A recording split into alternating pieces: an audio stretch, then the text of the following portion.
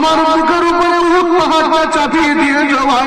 ও ভাই আজরাইল, মৃত্যুর যন্ত্রণা দিয়ে তো কঠিন এত শক্ত ভাই। ইয়া রাসূলুল্লাহ, ইয়া হাবিবাল্লাহ, আজরাইল আলাইহিস সালাতু ওয়াস সালাম বললেন, ইয়া রাসূলুল্লাহ, ইয়া হাবিবাল্লাহ, না না না, শুধুমাত্র আমি আজরাইল আমার শহর গঙ্গুলখানা আপনার বুকের উপরে রুহের উপরে রেখে দিয়েছি। ইয়া রাসূলুল্লাহ, এখনো তো আমি আপনার জাহানটা কবজ করি নাই। আমার আপনার মধুর দুনিয়ার বাদশা হাবিবুল্লাহ জনাবে মুহাম্মদুর রাসূলুল্লাহ সাল্লাল্লাহু আলাইহি ওয়াসাল্লাম নবী আমার অনুসরণ করা শুরু করলেন, কান্নাকাটি করা শুরু করলেন।